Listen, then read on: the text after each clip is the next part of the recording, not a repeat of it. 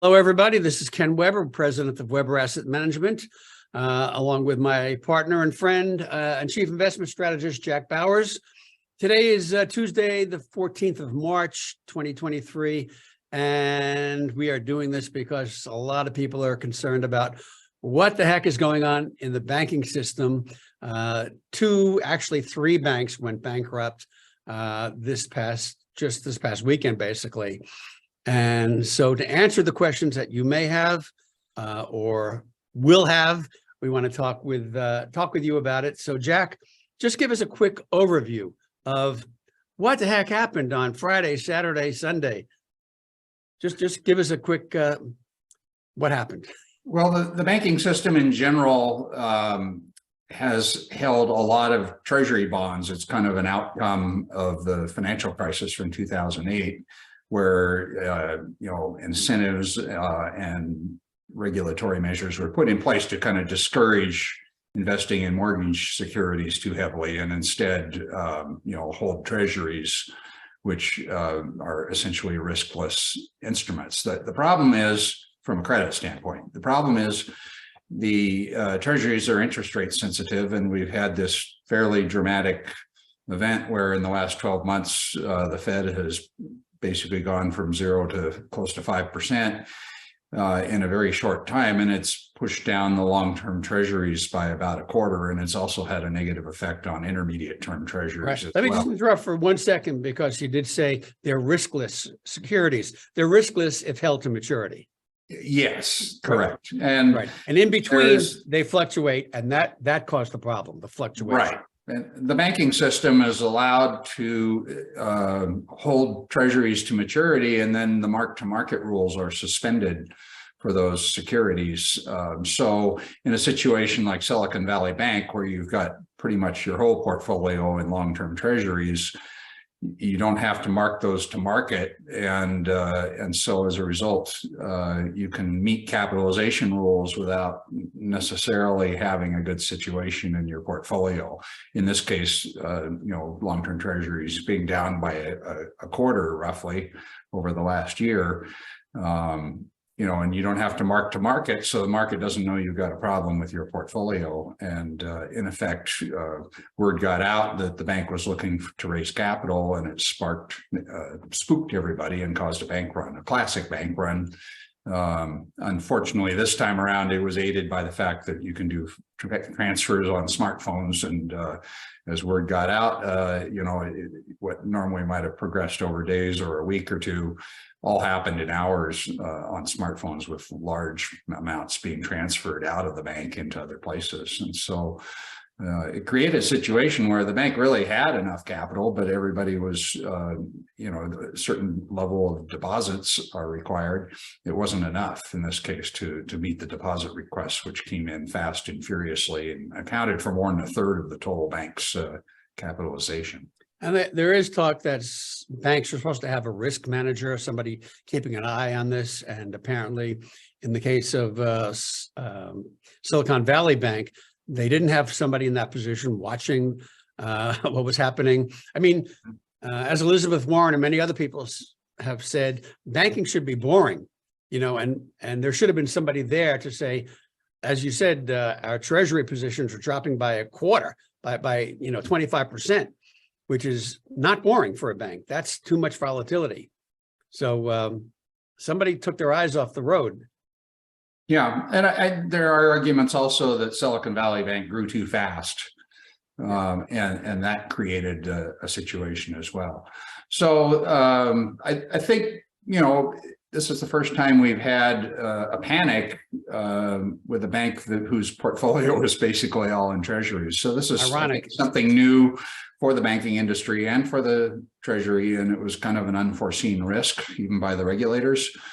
And I think the concerns for the industry are broad enough that it prompted the Fed to basically backstop Treasury losses for all banks. That is a unique action, which has seemed to have done the trick for stabilizing things.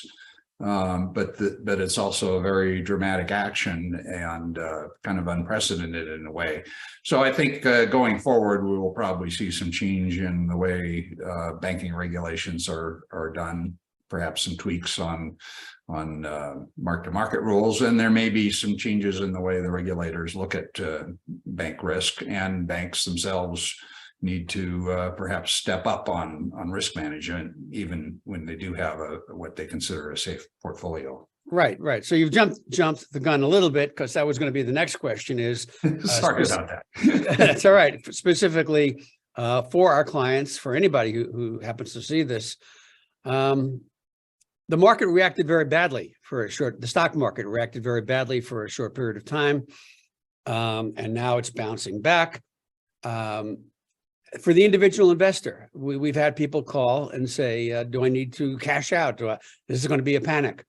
Personally, it looks to me like everything will, the problems will be localized, contained, and it certainly is not a systemic risk to our clients or to anybody who has a long-term horizon. Short-term, yeah, we could have volatility, but I don't think people have to panic. Do you agree with that? Yes. I think the action that the Fed has taken at this point has stabilized the situation. And I think this was really a situation where business accounts were affected heavily, because a lot of business accounts run over the FDIC limit of $250,000, and because it's convenient and easy to have your payroll in one place. And there is a move afoot among businesses to move toward money market funds, I think, and that is having a negative impact on smaller banks, and that kind of shows that in our sector model we have a market weighting in financial services, which includes banks, and that fund has been hit pretty hard. Fortunately, we cut back that position earlier this year in favor of tech, so the impact on our portfolio has been modest. And we don't want to, you didn't have any inside information that would be hit. You just no, it was just really, I turned bullish on tech, and I wanted to take it from something, and I felt that given the inverted yield curve, the banks were probably the least likely to have a good year this year. So I cut that down to a market weight. I might have gone further, but I like the insurance stocks. They're all doing well. Right. The higher interest rates have opened up sales opportunities, and I wanted to maintain exposure to that. Having seen what happened, it probably would have been more appropriate to replace it entirely, but you never know the future. And well, what happened over the weekend, it took Right. everybody by surprise. There's no question. Yeah, we'd like to maintain a level of diversification, and if the economy was slowing down faster, financial service stocks might actually have held up. That has happened in the past. Finally, I would say that for our clients, if you are worried about money that's in a bank, you are insured by the FDIC up to $250,000. Personally, I think you're probably better off. Jack may disagree with this, but having your money in one of the bigger banks rather than the smaller bank. Although, as I just said, you're insured for $250,000. So you can have $250,000 here, and if you have more money over there and another one at a third bank. What do you think about that? Well, you can add additional family members onto accounts, and the FDIC limit goes up with each family member. Right. So if you have two family members, you're protected to $500,000, et cetera. The other option, of course, is just keep more money in a money market fund. Money market funds are not FDIC insured, but they are spread among dozens of different banks and other entities that offer short-term debt. And so the odds of something bad happening in a money market fund are very minimal. And even if something bad does happen, it's usually very contained to a percentage point or two.